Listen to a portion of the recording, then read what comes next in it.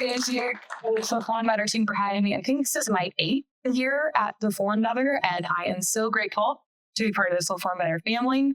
And thank you all for being here. I know you all not only spend money on flights and registration and hotel and food, but you are here spending your most valuable resource, which is your time. Time away from family, loved ones, kids, clients, your own self-care, your own training. So I want to say a huge thank you to you all for being here.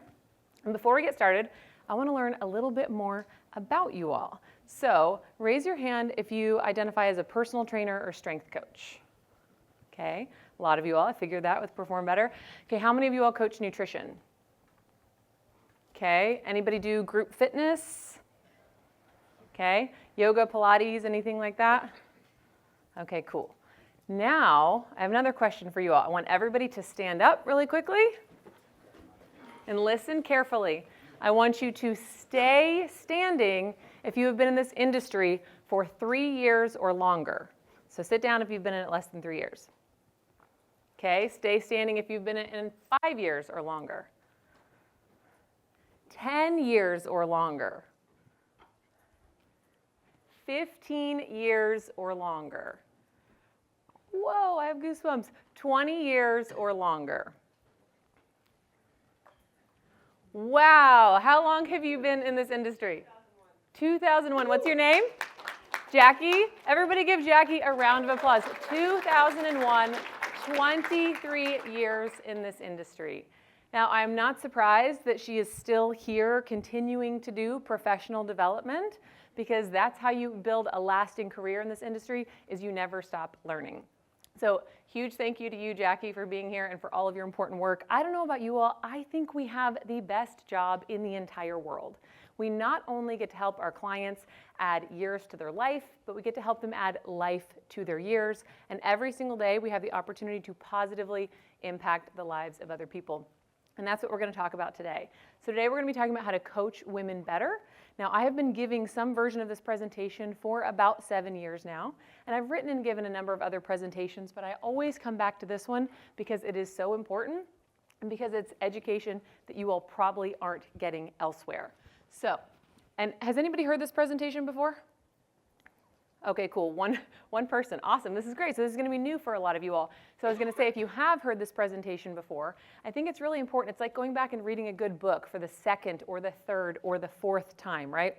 When you go back and revisit books or courses or articles that are really good, when you revisit them in the future, you come in with new perspective, new wisdom. You're able to glean new insight, right? And going back and repetition is so key. It's just like when we're trying to help our clients build movement skills or nutrition skills, right? We want them doing the same things over and over again and trying to do them a little bit more or a little bit better. So thank you so much for coming to the presentation again. Really appreciate you. Today we're going to be talking about how to coach women better, and why does this even matter in the first place? So 51% of the population are women, and 67 to 75% of people who hire a coach or trainer are women. Yet, women's needs have always been treated like a special population or a footnote. So how many of you all, raise your hand if at least half your clients are women? At least half? Okay, keep them up if 2/3 of the clients are women. Okay, now keep your hand up if you got specialized women-specific education in your exercise science program or your personal training certificate. Okay, like 1 or 2 people in the room, right? This is what I mean by that. So we make up the majority of people who hire a coach or trainer, and yet we're not getting education about important women-specific topics in these degree programs or personal training certifications. And that's just one example. Here's another example. In 1994, the National Institute of Health had to mandate that women and people of color be included in research studies because we were so underrepresented. That's just 30 years ago, you all. And this has led, so not only are women underrepresented, but women of color are further underrepresented in research, and it's led to huge gaps in education and disparities in health outcomes. So here are a couple examples of that. So number one, for years they used research on male heart attack subjects and took that information and applied it to women. But the problem is, women don't always have the same symptoms of heart attacks as men.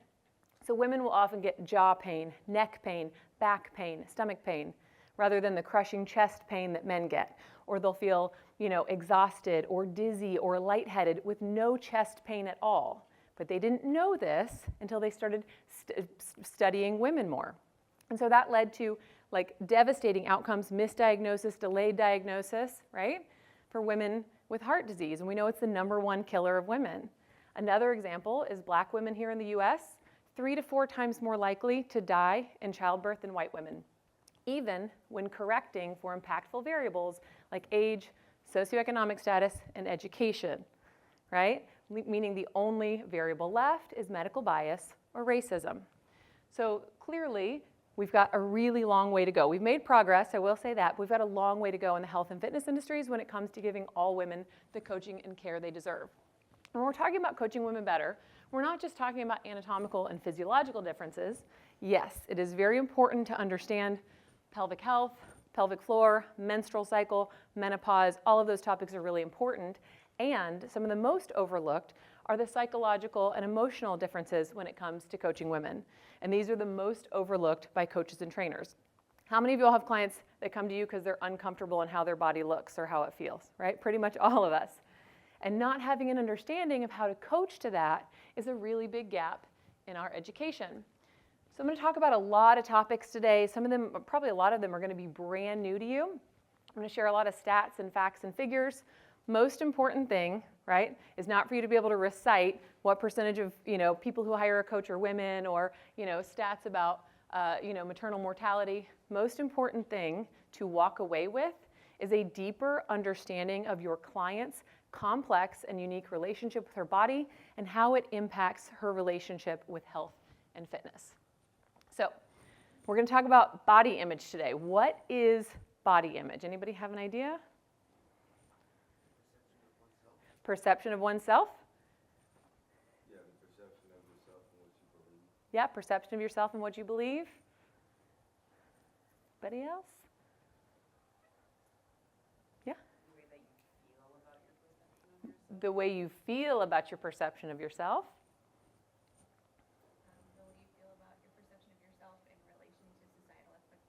The way you feel about your perception of yourself in relation to societal expectations. These are awesome. Anybody else? Another answer I hear a lot is how you think other people perceive you, right? Which is really similar to the societal expectations. These are really common answers when it comes to thinking about women and body image.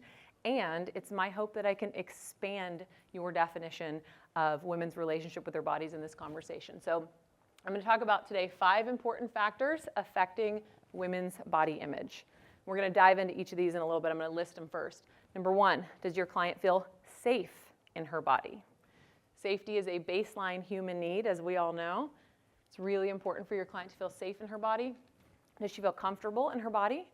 This is both physical and emotional comfort. Does she feel strong and capable in her body? Does she feel resilient in her body? And does she have ownership or autonomy over her body? So we're going to dive into each of these a little bit more. So number 1, we're going to start with safe, okay?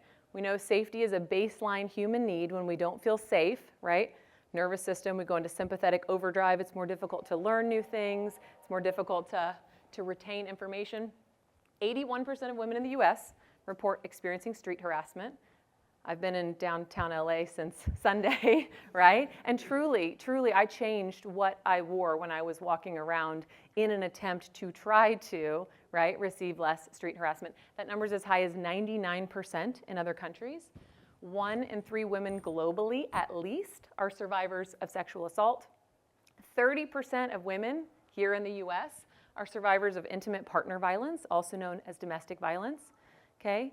These sorts of traumas that women experience can massively change their perception of their bodies and their health behaviors. So women who are survivors of violence, for example, are more likely to engage in obsessive eating and exercise behaviors. Maybe binge eating disorder, maybe anorexia, right? Because they're trying to gain back some semblance of control over their body. Similarly, lack of guidance for pregnant and postpartum women. How many of you all have worked with women who are pregnant or postpartum, right? There's such outdated guidelines about what women can and should do during pregnancy. We hear myths like women shouldn't lift over 25 pounds when they're pregnant, which is not actually true. Women shouldn't start exercising if they weren't exercising before. That is also not true, right? They shouldn't lift weights because their uterus is going to fall out. They're going to harm their baby, right? Yes, pelvic organ prolapse is a thing, but like not the way people are talking about it on the internet, right? Postpartum women, same thing. Not supposed to lift 10 pounds for the first 6 weeks. What if you have another kid? You know what I mean? What if you have like a 30-pound toddler at home, right? Running around, jumping all over you.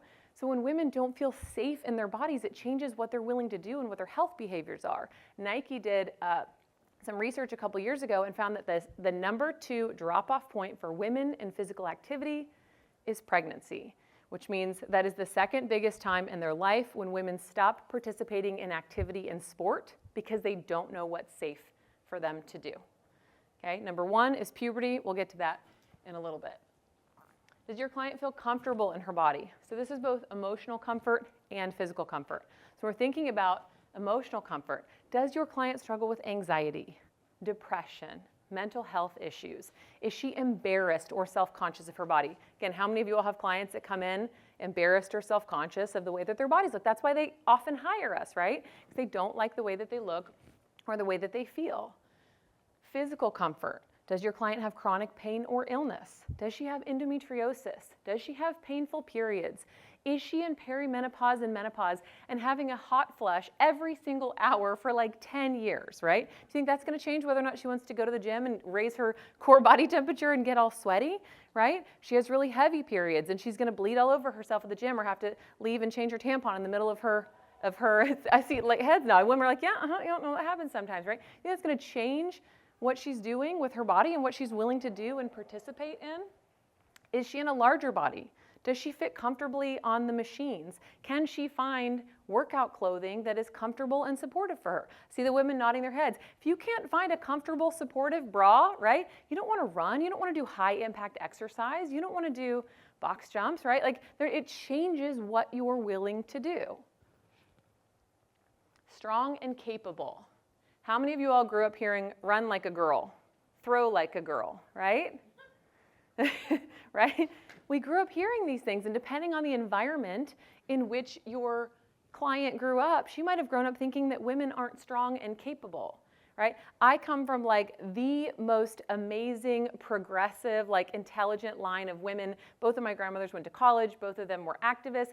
My grandmother marched with Dr. Martin Luther King Jr., and she told me that lifting weights was tacky, okay? Like, truly, right? You have someone who's incredibly progressive and forward-thinking, and she literally told me when I started working out that lifting weights was tacky for women, right? It's just these wild perceptions that we grow up with.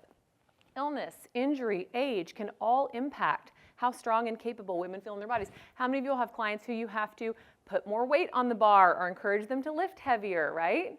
The nice thing is I'm seeing fewer hands than I used to see 7 years ago when I gave this presentation, so we're making a lot of progress, but it's still the case. Again, older women, they feel like over 40, over 50, over 60, I just turned 40 on Saturday, but over 40, over 50, over 60, right? Literally, but that's what we used to think of. Oh, doing this over this age is dangerous, right? Pregnancy, postpartum, again, we're telling women they shouldn't lift over 25 pounds.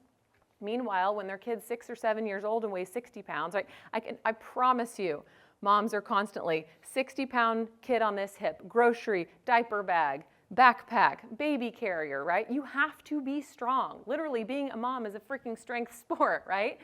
But we tell them not to lift over 25 pounds when they're pregnant, not to lift more than 10 pounds when they're early postpartum. Menopause is the same thing. A lot of women feel like they're more fragile during menopause. They're afraid of getting hurt. Their friends are like, I can't believe you're lifting that. Are you kidding? Like, you know, that's dangerous for you. So these perceptions of women as not strong and capable impact what women are willing to do in the gym. Okay, resilience. How many of you all have had pain or injury or illness that has impacted you to be able to train the way that you want to? Almost all of us, right? Go through something like that. If you don't believe that your body is capable of overcoming these things, right? I had chronic back pain for 2 years, and literally I felt like I was scared to pick up a kettlebell off the ground and move it, you know, or demonstrate an exercise for my client because I was a person with back pain, right? And I identified as someone with back pain, and for years I didn't think it was ever going to get better. And I saw all these physical therapists and did all these different exercises and worked with all these amazing experts, and truly it didn't get better until I believed I was no longer a person with back pain. I was just having a back pain experience, right? I believed that my body was resilient and could overcome, and that pain wasn't dangerous. It was just a signal that my body was giving me. Same thing, pregnancy, postpartum. A lot of women, body changes a whole lot. Belly grows during pregnancy. They're afraid their core is not going to recover. Their pelvic floor is not going to recover. They're postpartum. They have a difficult birth, right? They go through tearing. They have a C-section. A lot of women worry that their body is not going to be the same or can't recover, and it's not going to be the same, right? But it doesn't mean that they can't come back and be strong and capable and resilient and incredible and return to all the activities that they love. And then similarly with menopause, right? A lot of women think it's all downhill after this. I just turned 40, just turned 50. It's all downhill from here. Or if they get injured or they get diagnosed with something like osteoporosis or they have a fracture or something, they think it's all downhill. My body can't recover. That changes what they're willing to do with their bodies and what they're willing to try.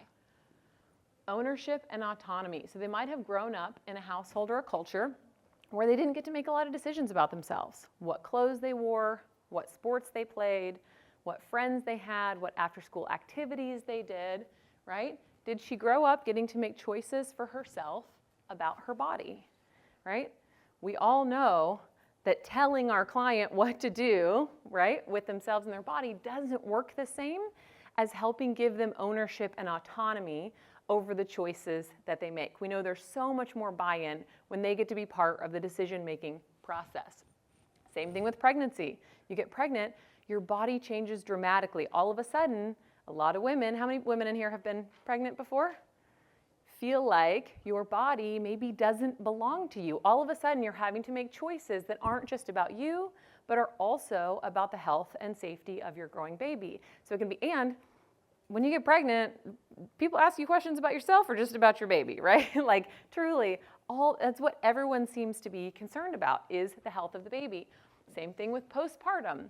Same thing with breastfeeding, if a woman chooses to breastfeed. Anybody have any idea how many hours a woman who is exclusively breastfeeding breastfeeds the first year?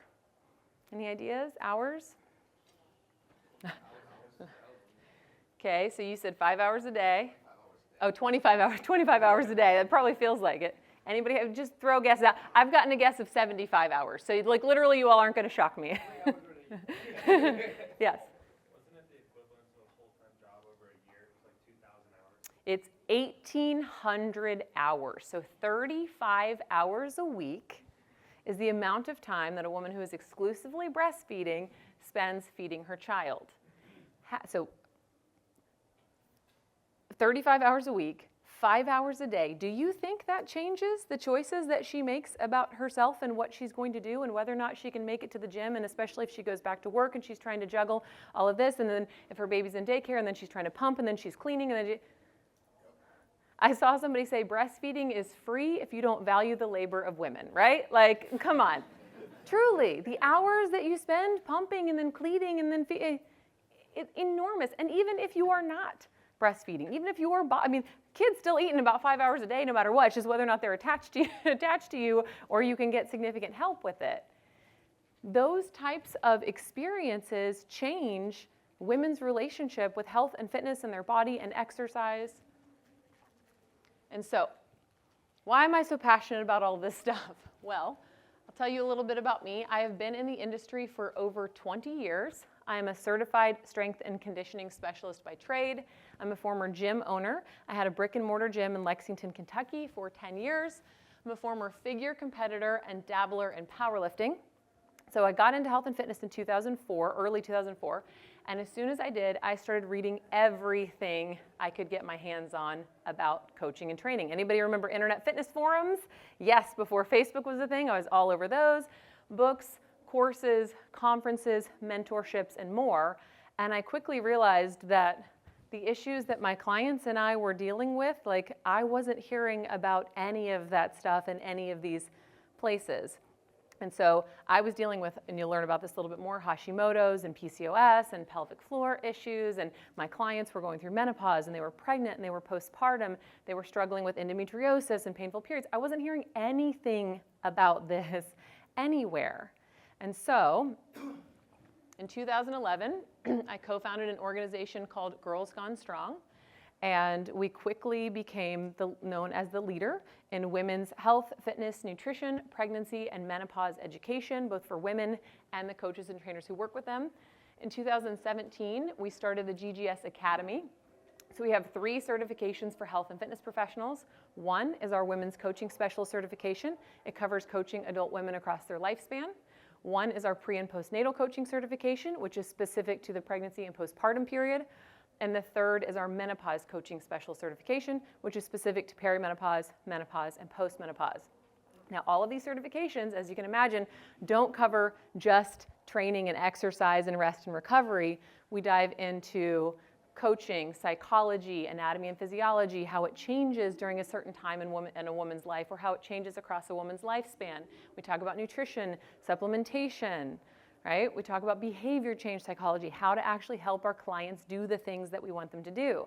And I'm very proud to say that over the last 7 years, it's become the gold standard in the industry for coaching women, which is really exciting. But the reason that we did this was because in 2016, I realized there was so little women-specific education available to health and fitness professionals. So here is an example. Nearly 1.3 million women in the US every year will give birth by C-section, okay?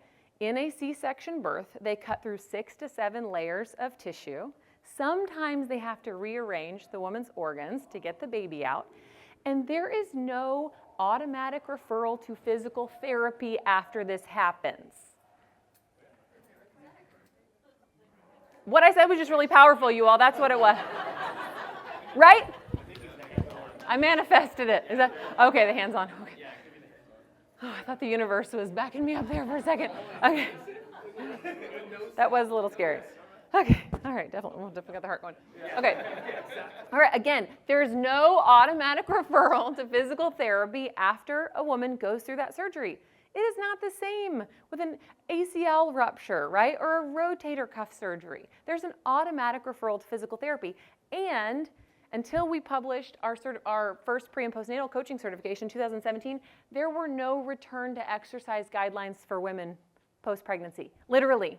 No one had written anything. They're like, well, every woman's pregnancy is different. I'm like, yeah, no shit. Every person's recovery from every sort of injury or illness is different. That doesn't mean that not having any guidelines is helpful. So we literally published the world's first return to exercise guidelines for women after birth. And I'm very proud to say that they've now been adopted by most of the industry, and we're starting to see more people using this with their clients. The other thing that I realized as we created the Academy and these certifications is that we needed to take an interdisciplinary approach. So we have over 24 experts from 12 fields of study. And as I started working with them, I realized, oh, the OBGYNs aren't talking to the strength coaches, who aren't talking to the physiotherapists, who aren't talking to the nutritionists, who aren't talking to the psychologists, right? And so we didn't have an interdisciplinary approach to this information. Oh my God. Is this Martin Rooney? This has got to be Martin Rooney.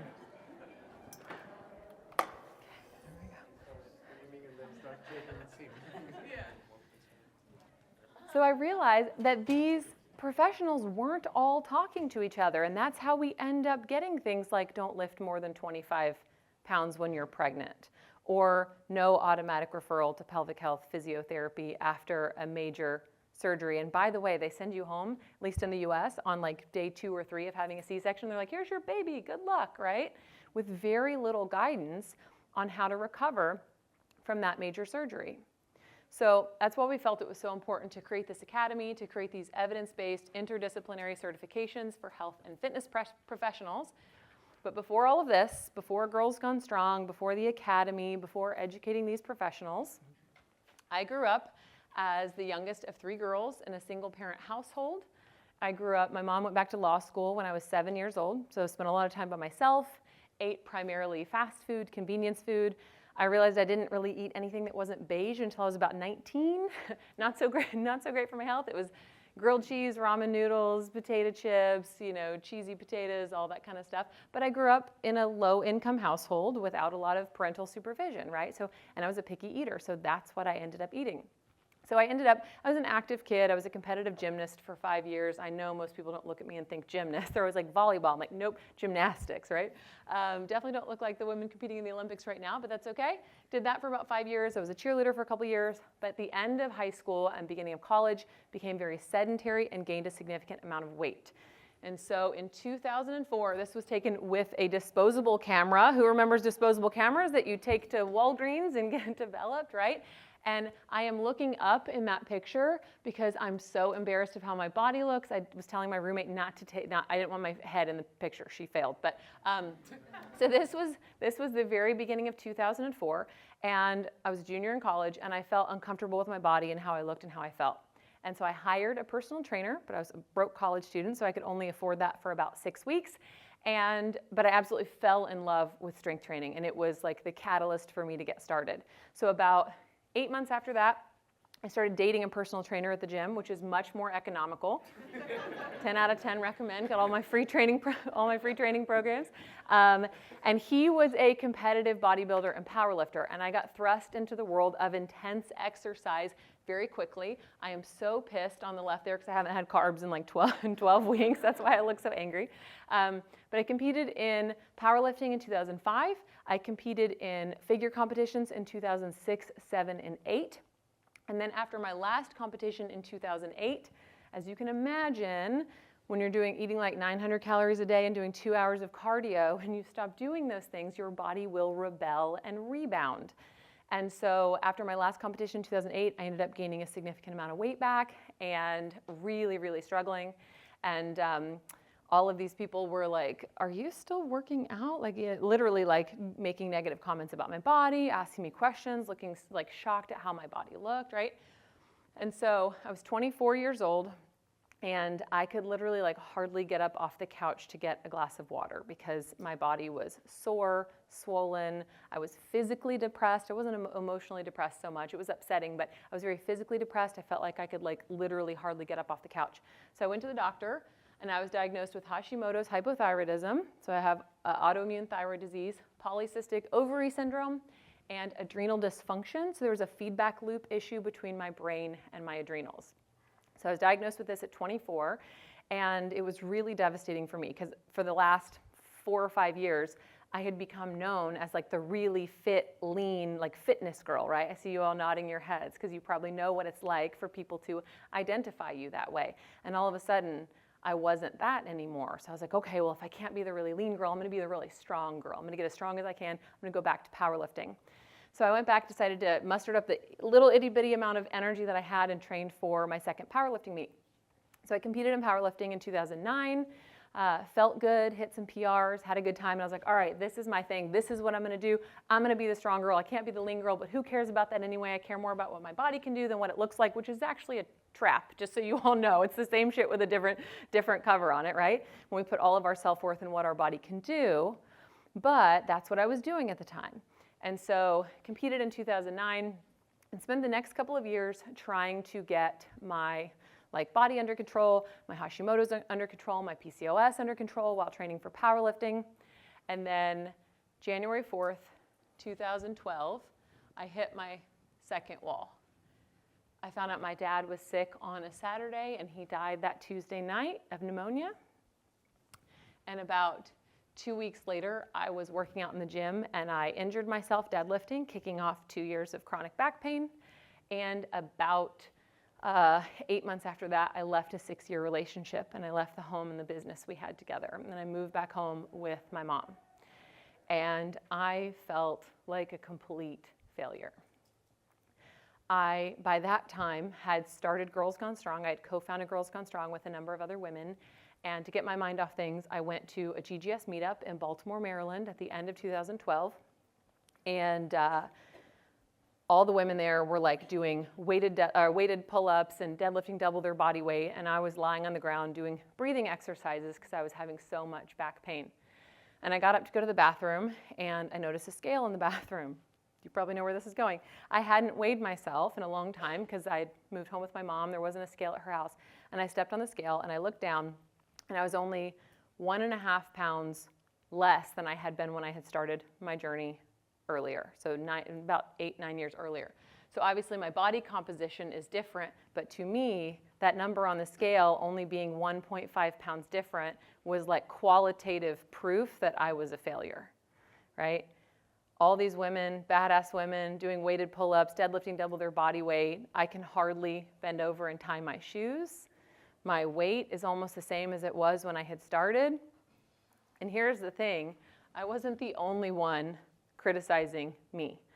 I was getting comments from strangers on the internet, on my YouTube channel, on my blog, saying, why do you look like that? Why does your body not look the way it used to? Where did your abs go? Are you still working out? This is such a disappointment, right? I thought you were really fit. Why should I learn from you?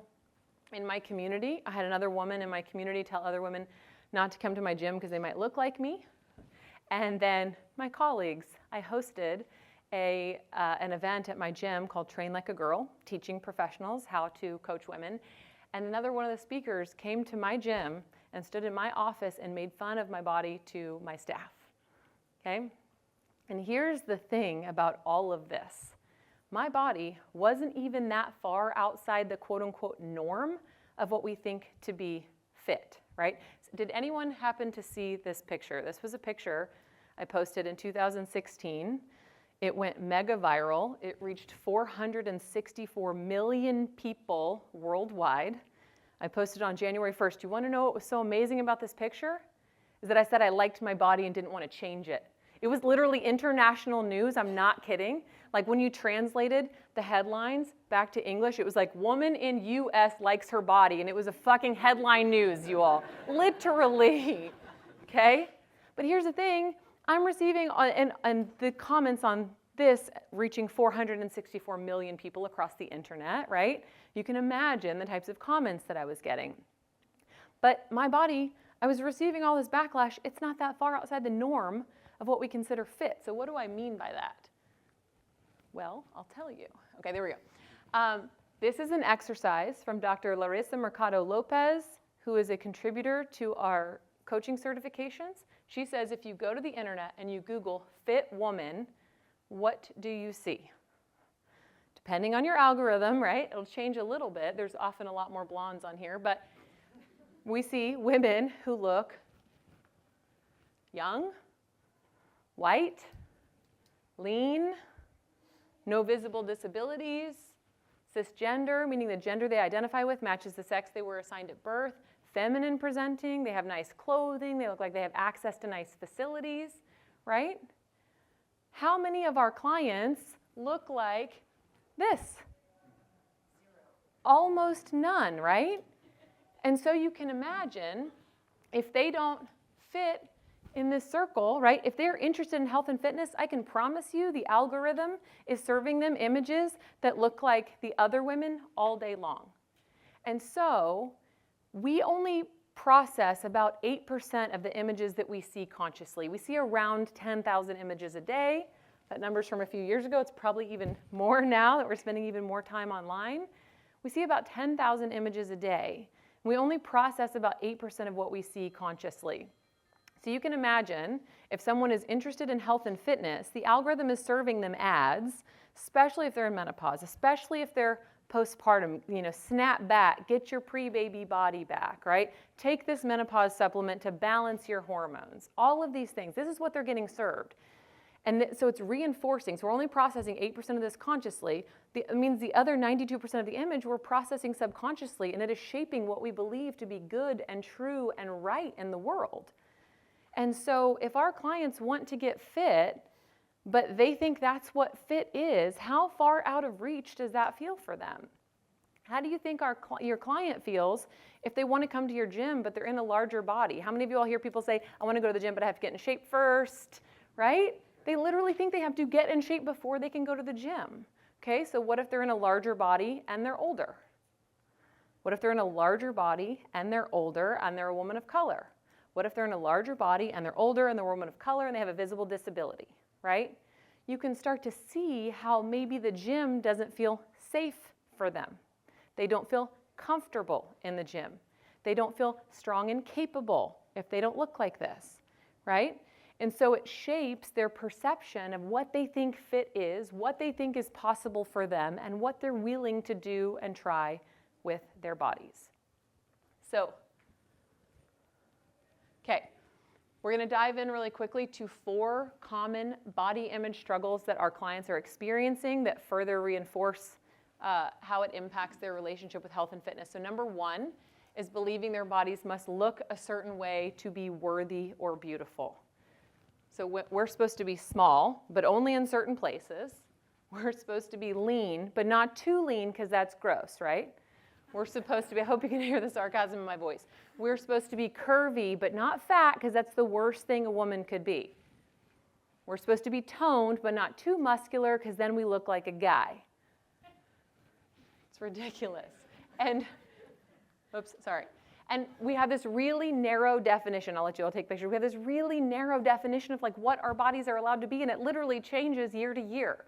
Like the last couple of years, more, curvy, bigger butts, all this stuff has been in, and now we've got the GLP-1 craze, and so women are getting significantly skinnier, right? And so it's like we're like snapping back, right? It's like we've got Cindy Crawford here and Kate Moss here, and we've got, all of these different body shapes are literally trendy, and we're supposed to fit our bodies into it. Absolutely ridiculous. Okay, believing that they should not take up space. So this shows up in a couple of different ways for women. How many of you all have clients who feel intimidated on the weight side of the gym? If you're at a commercial gym, okay, you feel intimidated on the weight side of the gym, feel like they don't belong there. How many of you all have clients that want to forfeit a piece of equipment to someone who is bigger or stronger than them because they're like, oh no, I don't want to take the squat rack, he's lifting more than me, right? They literally feel like they don't deserve to take up space on the weight side of the gym. The size of their bodies. It has long been believed, right, that smaller is more feminine, right? Less muscular is more feminine. We shouldn't be big, right? We should always date someone who's bigger than us, right? There are all of these beliefs that women have about the size of their bodies and where they belong. Third, believing their bodies are up for debate, scrutiny, and commentary. How many of you all have heard someone say she needs to eat a sandwich? She's too skinny. She needs to eat a burger, right? Who does she think she is wearing that? She doesn't have the body for that, right? Literally, every time we hear or say someone else hear or laugh at a joke like that, we are reinforcing, right? We might be talking about another woman, but we're reinforcing to the women in our lives that we believe women's bodies are up for this scrutiny and commentary and debate. Again, street harassment. 81% of women in the US, 99% of women across the globe have experienced street harassment. Our bodies are constantly commented on or catcalled, made to feel unsafe. Pregnant and postpartum women.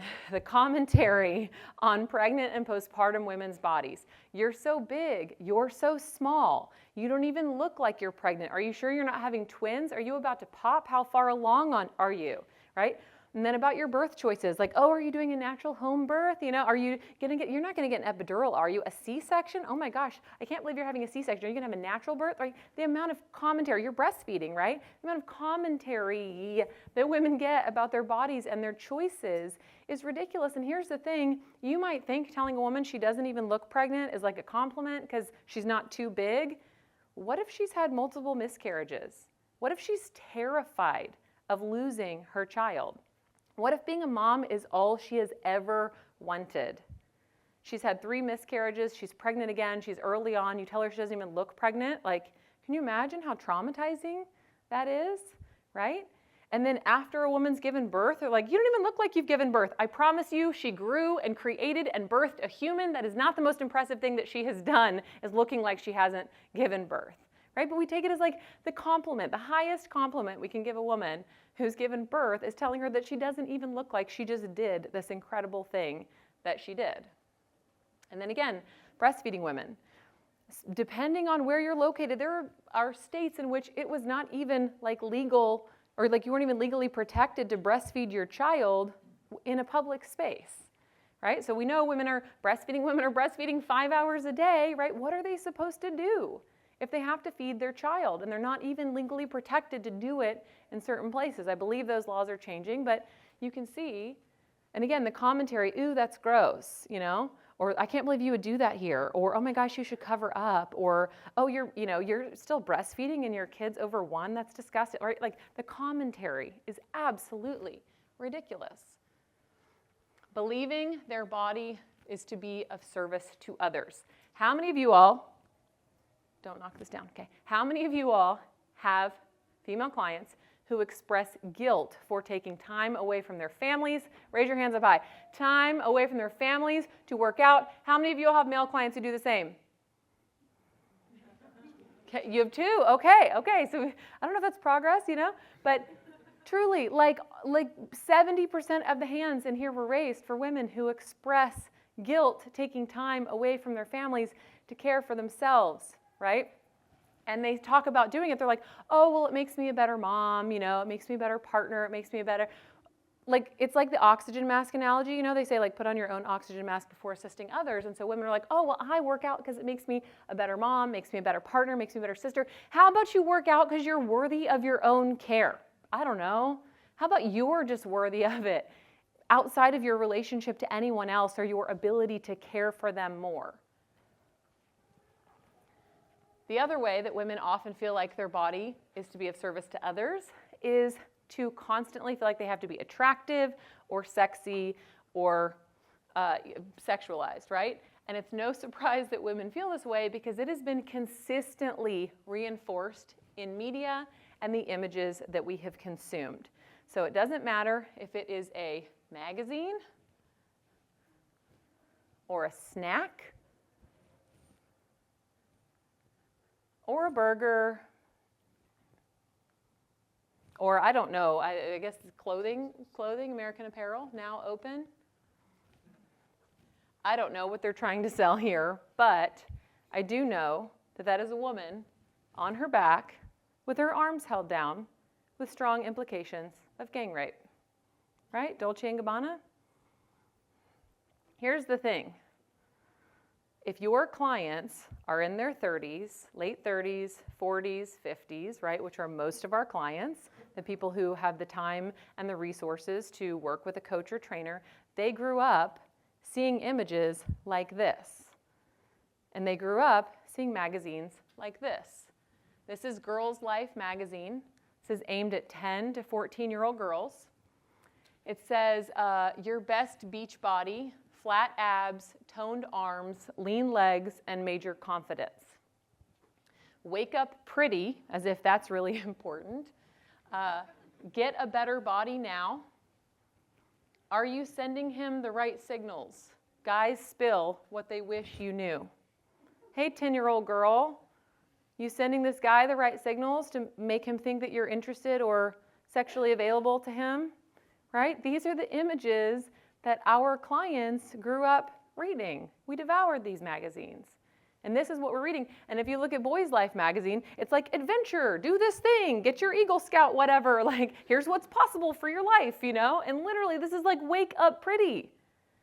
Okay? This is what we devoured growing up.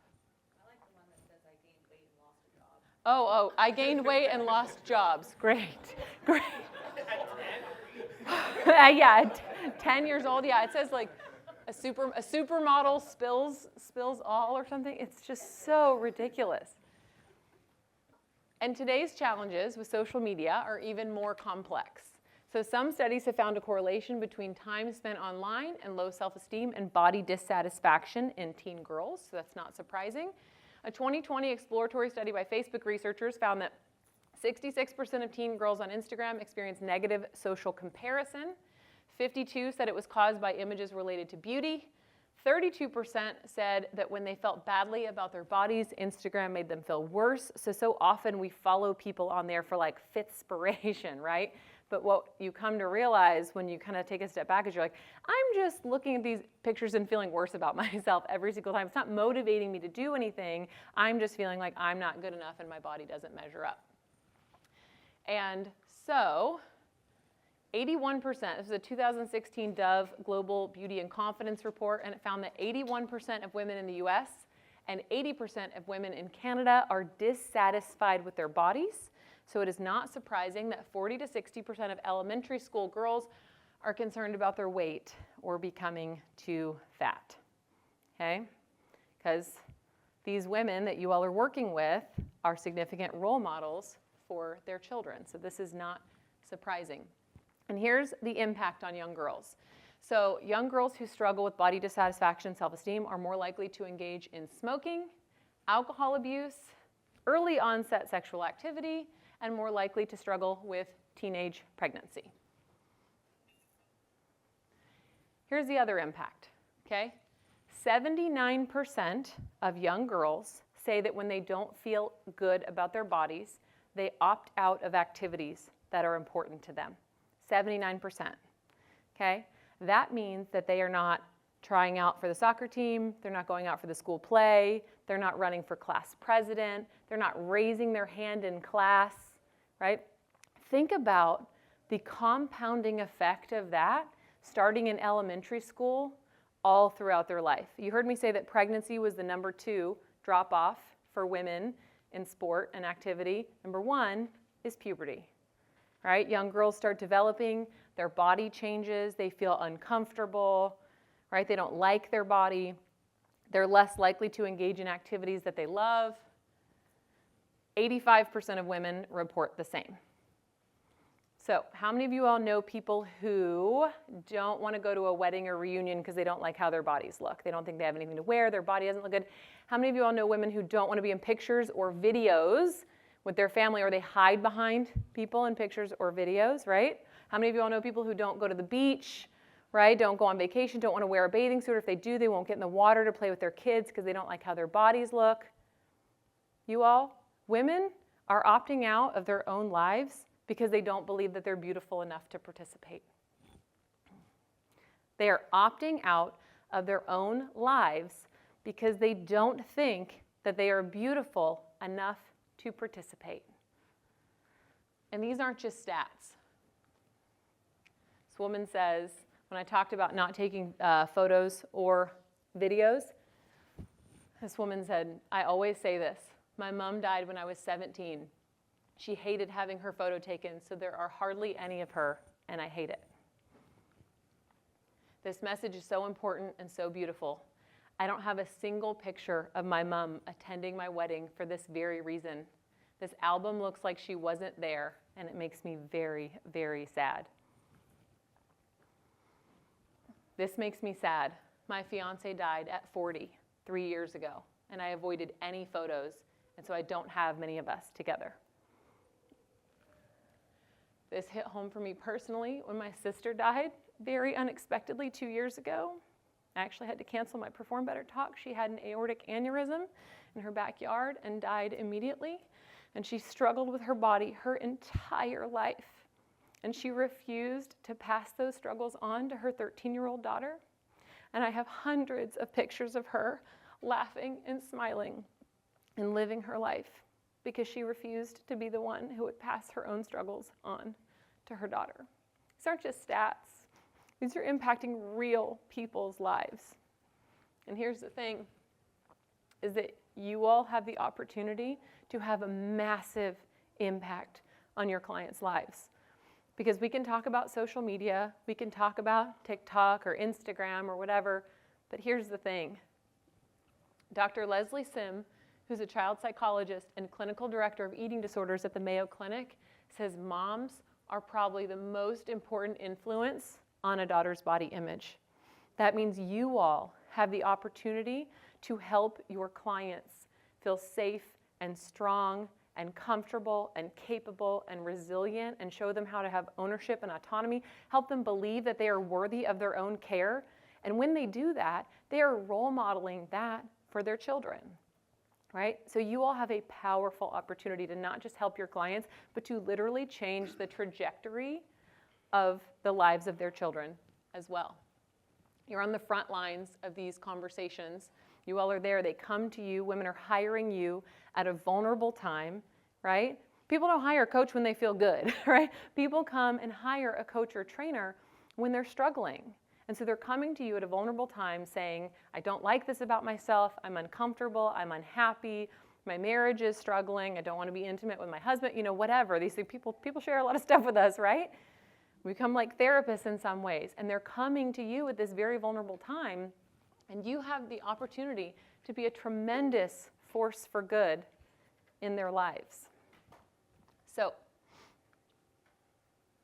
already said that part? Oh yeah, there's the other thing. You spend more time with them than any other member of their healthcare team, right? They see their doctor maybe once or twice a year for a checkup, right?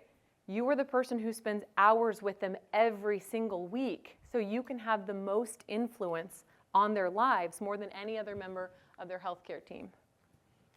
Okay, so talked about a lot of stats and facts and figures. I want to get to the action of what you can actually do or not do in your coaching practice to develop a more body positive environment for your clients. So first things first, do not tolerate, encourage, or participate in any body shaming or bashing. And you all, this can be really subtle. Even when we're posting things online, like women should be strong, not skinny, it's like, oh, what we're saying there is that there is a right body type to have. So this felt like progress 10, 15 years ago, right? When we're like, strong is the new skinny. But the thing is bashing any sort of body type is just telling women that if they look this particular way that they're not good enough, okay? So we don't want to tolerate, encourage, or participate in any body shaming or bashing. Even things like you'll see somebody say like, women think lifting weights makes them huge, like false, cupcakes make you huge or whatever, and they'll show a picture of somebody. It's like, literally all we are doing is participating in comparison and reinforcing women that their bodies are up for, shaming or judgment or bashing. Two, don't use shame-based motivators. I can imagine you all are here, you're at Perform Better. A lot of you all have been in this industry for a long time. I would imagine most of you aren't doing this, but I have heard horror stories from clients about, coaches saying like, oh, well, I saw you, eating pizza on Instagram last week, so we're gonna, you're gonna have to work out this much harder. There was a coach who had his gym next to a donut shop, and he said if he saw clients in there getting donuts and they were gonna have to do like 20 extra burpees at the end of the session, right? Or even saying things like, get that bikini body. What does that reinforce to our clients? That they shouldn't be wearing a bikini right now because they don't have a particular body, right? So that's a shame-based motivator. It's saying you're not good enough as you are, but if you do this thing and you change, then you will be worthy of wearing a bikini or tank top arms or, 30 more seconds in that plank so you can get a toned stomach or whatever the thing is, right? Again, I don't think you all are engaging in this sorts of thing. However, a lot of women will work with multiple trainers throughout their time working out. So if they're coming from someone who has done that, right, you're there kind of cleaning up the collateral damage of the other less experienced coaches or coaches who just, don't know any better. Okay, do not catastrophize, highlight the awfulness, or focus primarily on weaknesses. So this is a huge mistake that I personally made early in my career. When a client would come in for an assessment, I would point out all of the things that were quote unquote wrong with their body, right? Because I was trying to show them, hey, I'm really smart, I can help you, right? Here's what's off balance or imbalanced, or here's where you're weak, or this isn't working right, or whatever, right? But literally all I was doing was they were coming to me at a vulnerable time because they weren't comfortable with their body, and then I was like, well, you're right, this is off and this is off and this is wrong, right? And it wasn't on purpose, it was just I didn't know any better. And I thought in the assessment I was supposed to point out the things that were wrong instead of helping to highlight what they're already doing well, or what, where they're strong, or where their areas of opportunity for growth are. Okay, do not assume your client's goals, especially weight loss. This is a super common one, right? When someone will hire a trainer for the first time and the trainer just automatically assumes that that person wants weight loss. We asked our community about this. Alexis said, I was exploring fitness classes last year. Without even meeting me, I'd say 4 out of 5 assumed I wanted weight loss. That turned me off.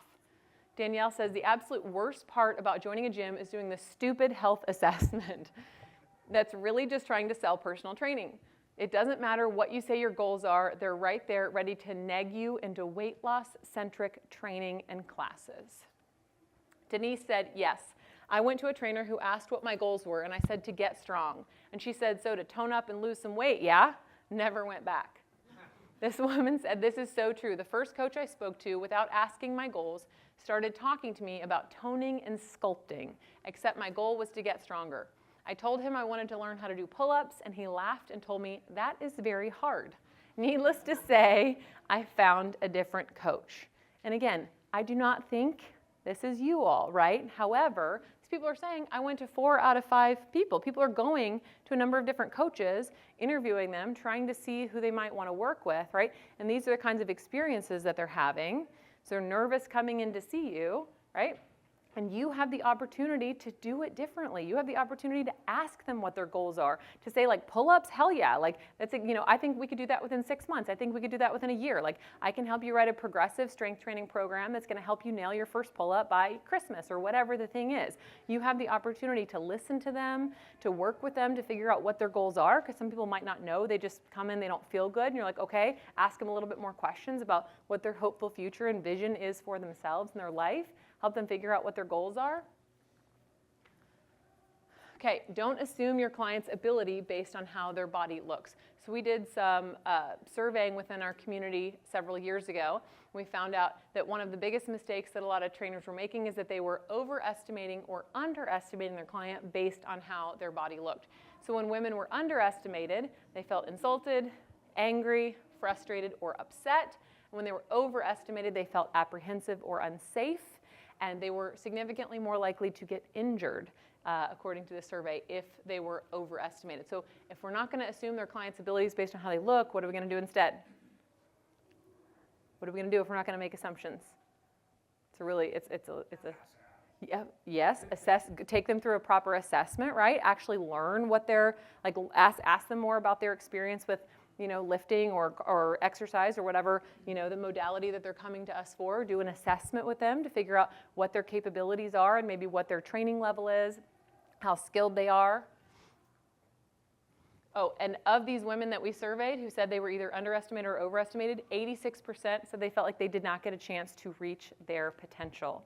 So it's critical for us to not assume, but to actually find out what are their abilities, what's their training history, what are they capable of doing, what movement skills do they have, how much coaching do they need, right? So that's a lot of don'ts. What can we do? Well, number one, include our clients in the decision-making process whenever possible. How many people in here have a collaborative coaching kind of process that they do with their clients, right? Again, early on in my career, it was like, oh, this is what you want. Here's your plan. Here you go. I didn't ask, how much time do you want to devote to working out every week? How many hours do you have, right? Okay, so you've got 30 minutes twice a week. Okay, cool. So here's what we're going to prioritize, right? When I would write a program, I wasn't like, do you understand everything on here, right? Will this work for you? Do you have access to this equipment? Does this seem reasonable? On a scale of 1 to 10, how likely are you to be able to do this even on your worst or your busiest weeks? How many people have ever gone, I see this a lot in the world of physical therapy, have gone to a physical therapist and they leave with like 15 exercises and like super hard to even remember what you were given, and you get home and you're like literally, I have over 20 years of experience, and even still I'll be like, oh dang, I can't remember exactly how that exercise, how the thing that they wanted me to do was supposed to be done, right? And they give you 15 things and they're like, good luck, and you're like, there's literally no way that I'm going to do this. And then you're just like, well, okay, I guess I'm not going to do it, right? And then you don't want to go back to them because then you're embarrassed because then you didn't do the thing. Like even us, even we as health and fitness professionals will do this because they didn't collaborate with us to say like, what's reasonable for you? How many days a week do you think you can do this? Do you understand everything? Do you want me to film some videos of you doing it so that you can go back and look at it, right? So making sure that we're including our client in the decision-making process. Like for me personally, I have a huge bias towards strength training. I want women to lift weights. I think it's one of the best things that they can do for themselves. What if they hate lifting weights, right? We can have an education process as it says, hey, this is why this is really important. This is why it's so necessary for you, to prevent sarcopenia and to make sure you stay strong and capable and independent for a long time and to help with bone density and, reduce your risk of osteoporosis. But if they hate it, right? If they're not moving at all, like we just want to get them moving, right? We can't put our bias and expectations of what we want them to do and try to force them to do it. Maybe we can say, cool, so you don't want to lift weights. Are you cool to start out with some body weight stuff, right? And find ways to ease them into it a little bit. But we have to include our clients in the decision-making process about their program and figure out if it's realistic for them. Okay, listen, reflect back, and validate how your client is feeling. This sounds really easy, okay? And then we have a client who comes in and says she doesn't want to lift because she doesn't want to get bulky. And we're like, ha, ha, ha, ha, ha, I know so much better than you. That's ridiculous. You don't have enough testosterone to do that, right? We literally just said, you don't know what you're talking about. I don't care what your fears are, and I know better than you, right? And here's the thing. Maybe she played soccer in high school, okay? Her summer before her junior year, they started lifting weights. She started lifting. She also happened to be going through puberty. She also happened to get her driver's license and started maybe, going to more fast food restaurants or something like that. But in her mind, I lifted weights, I gained 20 pounds, and I got bigger and bulkier than I was before, right? That was her experience with lifting weights, and you didn't learn anything about that. You have no idea why she's afraid. So you tell her that's not possible, that's not going to happen. She's like, well, this ding dong doesn't know anything because they don't know me and my special body, right? I lifted weights and I got bigger and bulkier. So they're not listening. They don't know me. They can't help me, right? So when a client comes in, they're like, yeah, I know I'm supposed to strength train or whatever, but I'm just worried about getting bigger or bulkier. It's like, okay, that's actually a really common thing that I hear from women. Can you tell me more about why that's a concern for you? Well, I played soccer in high school, and summer before my junior year, we started lifting weights, and all of a sudden I put 20 pounds on. It's like, okay, tell me, what else was going on in your life at that time? Oh, my parents got a divorce, and I was really stressed, and I started eating a lot more. It's like, okay, these are the types of things that we learn when we listen and reflect back and validate and say, hey, it makes sense. It makes sense that you're worried about lifting weights. The good news is we can ease you into it. We can also give you some, if you're open to working on your nutrition, we can also make some tweaks to your nutrition that can help you not only gain muscle, but also make sure that you're, maintaining your body weight so that you're not, getting bigger or whatever, since that's a concern of yours, right? We can listen, reflect back, and validate how they're feeling. Okay, use positive language, highlight her strengths, and keep your language aligned with her goals. Again, this is kind of the antithesis to the highlighting what's, catastrophizing or highlighting what's awful about them, right? So if we're consistently highlighting their strengths, pointing out what they're doing well, encouraging them, right? We already know how scary it can be for women to walk into the gym in the first place, and then keeping our language aligned with their goals. So if her goal is to, deadlift her body weight, we don't need to tell her that she looks like she's lost so much weight, right? We don't have to compliment, quote unquote, compliment her on things about the way that her body looks if that has nothing to do with her goals. Where we want to compliment them and keep the language aligned with her goals. Like, oh my gosh, your hinge is getting so much better. Oh my gosh, that deadlift looks so strong. You ripped that off the floor. That was nothing. We can add more weight. You've been so consistent. You've been such a good, team member or classmate, or you're always in such a good mood when you come in here. Or after our session, I always leave feeling inspired because you're working so hard, right? We don't have to constantly talk to our clients about how their bodies look. Instead, we can talk to them about other things that we're excited about. Because here's the thing. If we are constantly commenting on how our clients' bodies look, it's reinforcing to them that that's the thing that we care about and that's the thing that we're impressed by. So say life happens, right? They have to take a couple months off training, they gain weight. They don't want to come back to work with you because they're embarrassed that they weren't able to maintain their weight loss that they had working with you, right? And they're ashamed that they're going to walk in and they're going to be judged by you because their body has changed, okay? So that's why it doesn't mean you can't ever comment on a client's body, I think saying you look strong or, you're walking so much taller or you're growing, or if they do have a weight loss goal, you can say, that's amazing, you're down 2 pounds in the last X and a half weeks, or, you sent me your pictures and I can see, amazing changes in this thing. You've been really consistent with your behaviors. You're coming in here 3 times a week. I see that you're walking twice a week. You've been eating more protein at breakfast, right? You can say, you're getting closer to your goals, and also here are the behaviors that you're engaging in that are helping you get this thing. But we don't need to constantly make comments to our clients about how their bodies look. And again, that same one, vary your compliments and words of encouragement.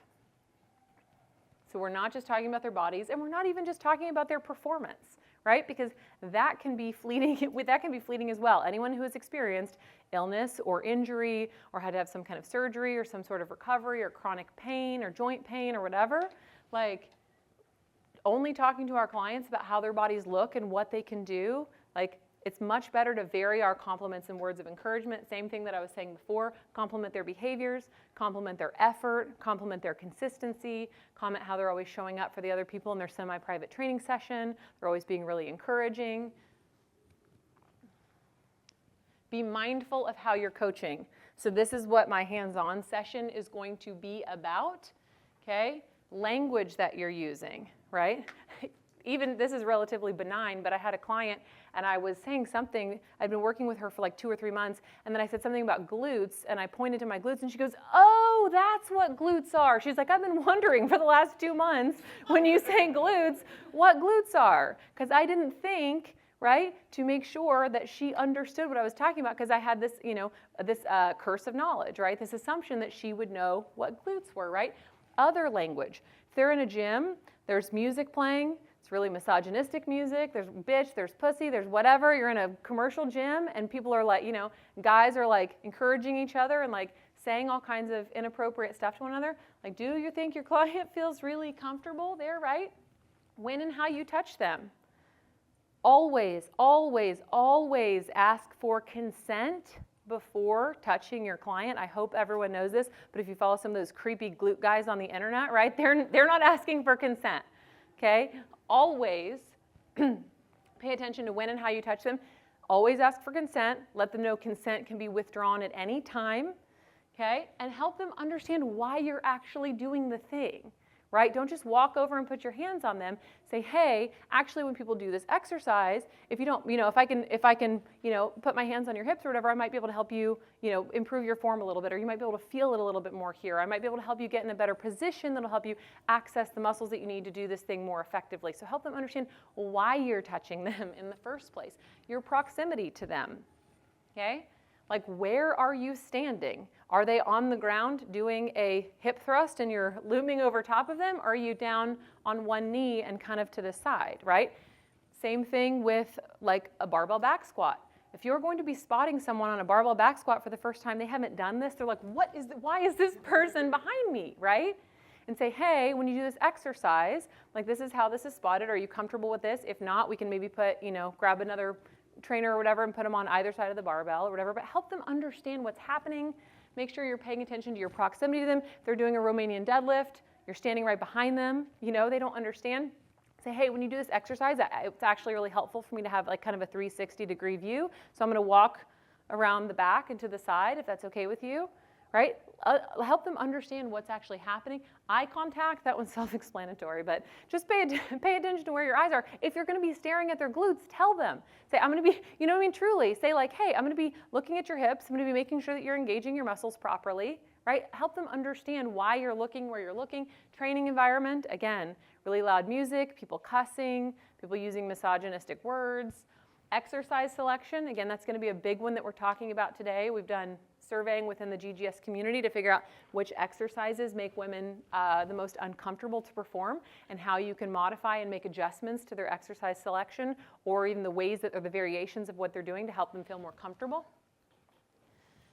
This is one of my favorites. So these are all women that we have highlighted on Girls Gone Strong and our Girls Gone Strong Spotlight. So varying the images that you have on your marketing materials or your website is so critical for people to see that people just like them, right, have had success with your coaching, that people just like them are in your gym. When they come to your gym, they're going to be welcome. It's not going to look like all those, 20-year-old, super ripped, lean, fit, sports bra, like booty short people. Those people are fine too, but if they're all like that, right, then they're going to feel less comfortable coming into your gym. So it's like, hey, no, there's people like you that are having success at our gym.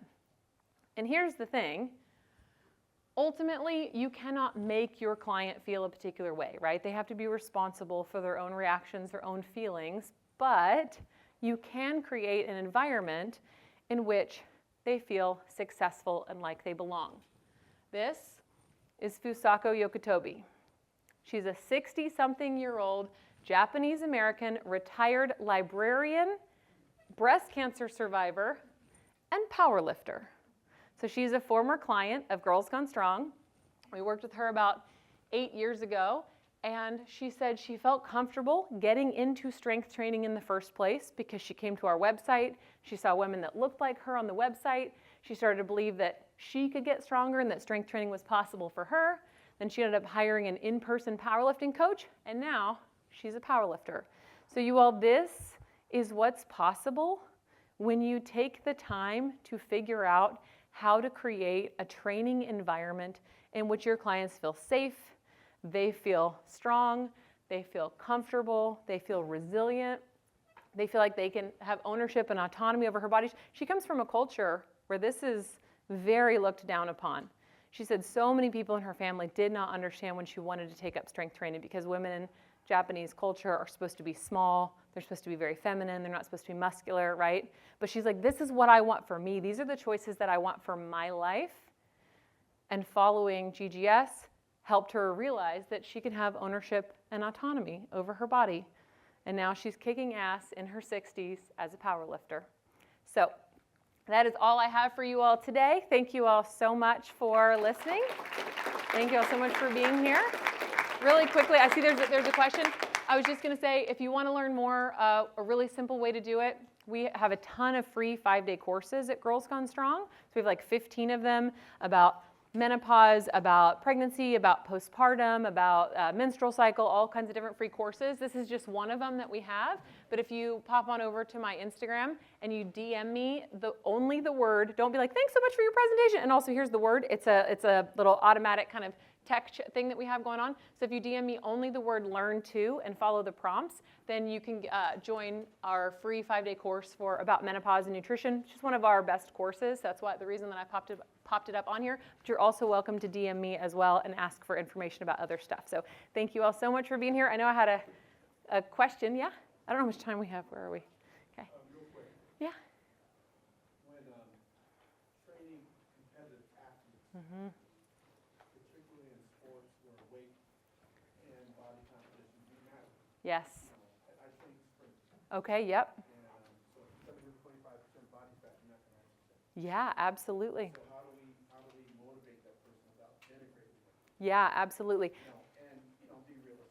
Yes, totally. That's a really good question. I got a similar one about, it was a coach who was working with female cyclists. And so I think the thing there is to share as much like data and information with them as possible and make it more data-driven than emotion-driven. So say like, hey, I've been working with sprinters for this amount of time. There's certain, weight classes or certain body fat levels that we found have the most success.